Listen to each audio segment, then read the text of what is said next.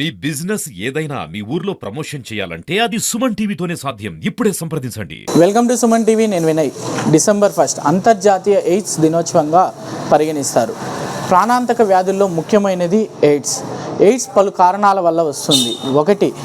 ఒకరికన్నా ఎక్కువ మందితో సంభోగంలో పాల్గొనడం వల్ల, రక్త మార్పిడి జరగడం వల్ల, వాడిన సిరంజులే పదే పదే వాడడం వల్ల, ముఖ్యంగా పాలిచ్చే తల్లుల ద్వారా బిడ్డలకు కూడా సోకే అవకాశం అయితే ఉంది. ఎయిడ్స్కు మందు లేదు, నివారణ ఒకటే మార్గం.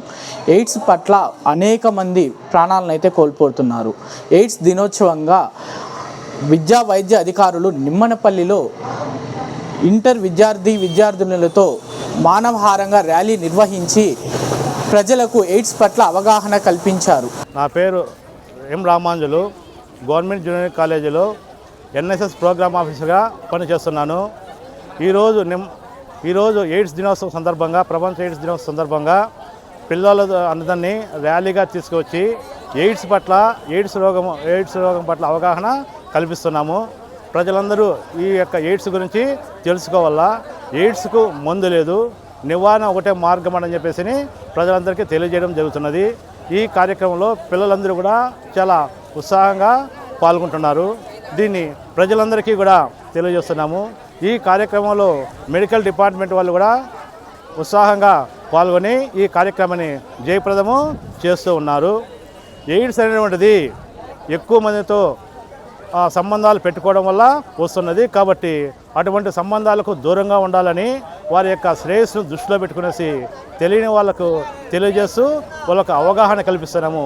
భవిష్యత్తులో వారికి ఎటువంటి ప్రమాదాలు రాకుండా ఎయిడ్స్ వ్యాధి సోకి ప్రమాదాలు రాకుండా వారికి ముందుగానే జాగ్రత్తలు తెలియజేస్తూ ఉన్నాము.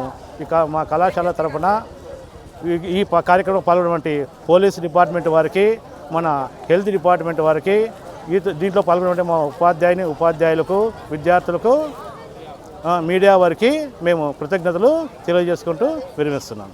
I'm doctor Pratyusha, Nimmanapalli medical ఆఫీసర్ని. ఈరోజు ఎయిడ్స్ డే సందర్భంగా ర్యాలీ చేస్తున్నాము.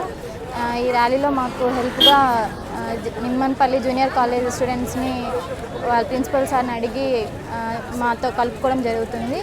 అదేవిధంగా ఈరోజు ఎయిడ్స్ డే సందర్భంగా ఎయిడ్స్ ఎలా వస్తుంది అనే ఒక విషయాన్ని పిల్లలందరికీ చెప్పడము, అదేవిధంగా ఎయిడ్స్ రాకుండా ఏమేమి జాగ్రత్తలు తీసుకోవాలనే దాని గురించి మేము అవగాహన ఇవ్వడం జరిగింది. ఇందులో ర్యాలీలో స్టూడెంట్స్ అందరూ చాలా బాగా యాక్టివ్గా పార్టిసిపేట్ చేశారు. అదేవిధంగా ప్రజలందరికీ కూడా కొంచెం అవేర్నెస్ ఇవ్వడం జరిగింది.